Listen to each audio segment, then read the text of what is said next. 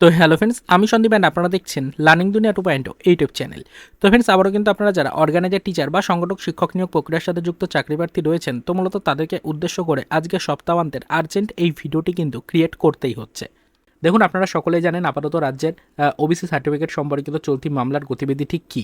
Already supreme কোর্টে last 18 তারিখে একটি মামলার হিয়ারিং ছিল। ফাইনাল হিয়ারিং হওয়ার পর সরাসরিভাবে সেই দিনকেই কিছু শুনানি হওয়ার কথা থাকলেও আমরা দেখলাম যে রাজ্যের আইনজীবীর পক্ষ থেকে নতুন করে 3 মাসের দীর্ঘ সময়সীমা কিন্তু চেয়ে নেওয়া হলো সুপ্রিম কোর্টের কাছ থেকে। তো দীর্ঘ 3 মাস আবারও কিন্তু এই মামলার হিয়ারিং প্রসিডিওর পিছিয়ে গেল। তো চাকরি প্রার্থীরা আপাতত অত্যন্ত হতাশ বিষয়টা নিয়ে। অনেকেই আমাদেরকে কমেন্ট করে জানতে চেয়েছেন যে দীর্ঘ যে 3 মাসের সময়সীমা আবারও কোর্টের কাছ থেকে চেয়ে নেওয়া হলো, তো এই 3 মাস পরে গিয়ে হিয়ারিং ডেটটা কি নতুন করে কম্পিউটার জেনারেটিং ডেট হিসাবে সুপ্রিম কোর্টের অফিসিয়াল ওয়েবসাইটে কেস স্ট্যাটাসের মধ্যে শো হচ্ছে, নাকি সেখানে এখন বর্তমানে কোনো আদার্স ডেট শো হচ্ছে? এটা নিয়ে কিন্তু অনেকেরই প্রশ্ন রয়েছে। আপনারা সকলেই জানেন এই 3 মাসের যে সময়সীমা চাওয়া হয়েছে কোর্টের কাছ থেকে, এই 3 মাসের সময়সীমা অতিবাহিত হওয়ার পর সত্যি মামলাটি আবার পুনরায় উঠবে কিনা কোর্টে, নাকি 3 মাসের পরেও আরও বেশ কিছুদিন ডিলে হয়ে যেতে পারে, চাকরি প্রার্থীরা সেই বিষয়টা নিয়ে কিন্তু একটা আশঙ্কা প্রকাশ করছেন। তাই সকলেই দেখতে চাইছেন সুপ্রিম কোর্টের অফিসিয়াল ওয়েবসাইটে এই কেসের বর্তমান গতিবিধি ঠিক কী।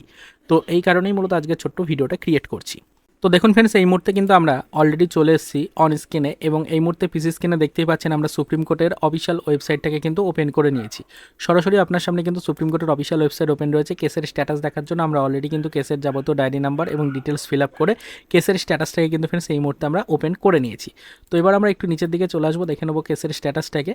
দেখুন ফ্রেন্ডস, এই মুহূর্তে আমরা একটু নিচের দিকে চলে আসলে এখানে ডায়েরি নাম্বার থেকে শুরু করে যাবতীয় ডিটেলস কিন্তু আবারও পেয়ে যাচ্ছি। দেখুন, এখানে ডায়েরি নাম্বার উল্লেখ করা রয়েছে, কেস পিটিশনারদের ডিটেলস দেওয়া রয়েছে। দেখুন, বলা হয়েছে state government of west Bengal versus Amal Chandra Das.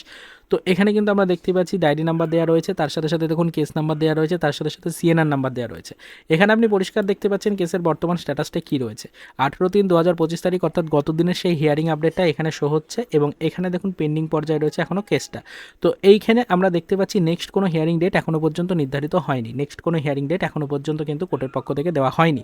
তো এক্ষেত্রে আপনারা বুঝতেই পারছেন যে এই লাস্ট আপডেটটাই কিন্তু রয়ে গেছে, 18/3/2025 তারিখের হিয়ারিং ডেটটাই রয়ে গেছে। এটা টপ অফ দ্য লিস্টে ছিল, সেটা কিন্তু ফ্রেন্ডস এখনও পর্যন্ত দেওয়াই রয়েছে। এর পরবর্তীতে আর কোনো নতুন ডেট কিন্তু এখানে এখনও পর্যন্ত শো হচ্ছে না।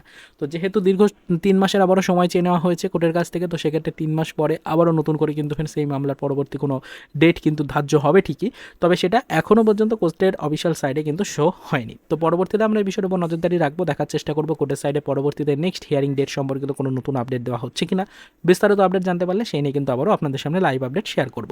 তো আপনারা বারংবার যে বিষয়টা নিয়ে রিকোয়েস্ট করেছিলেন যে এই মুহূর্তে 3 মাসের সময়সীমা যেহেতু চেয়ে নেওয়া হয়েছে কোর্টের কাছ থেকে, তো সেক্ষেত্রে 3 মাস পরবর্তী কোনো ডেট ইতিমধ্যে আপডেট হয়ে গেছে কিনা কেসের স্ট্যাটাস পেজে, সেটা কিন্তু আপনারা দেখতে চেয়েছিলেন এবং লাইভ আপডেট আপনাদের সাথে শেয়ার করার জন্য রিকোয়েস্ট করেছিলেন। তাই মূলত আজকের এই ছোট্ট ভিডিওটা ক্রিয়েট করে এই মুহূর্তের লাইভ স্ট্যাটাস আপনাদেরকে দেখালাম। আশা করি আপনারা বিষয়টা বুঝতে পারলেন। তো পরবর্তীতে আমরা আবারও এই বিষয়ের উপর নজরদারি রাখবো, যখনই কোনো আদার্স ইনফরমেশন বা আপডেট পাবো অবশ্যই সেটা আমাদের চ্যানেলে ভিডিওর মাধ্যমে ডিটেলস আপনাদেরকে আমরা জানানোর চেষ্টা করব। তারপরে তাই পর্যন্তই, চলুন দেখা হবে নেক্সট ভিডিওতে পরবর্তীতে আবারও আমাদের কিছু আদার্স অফিসিয়াল আপডেটের সাথে।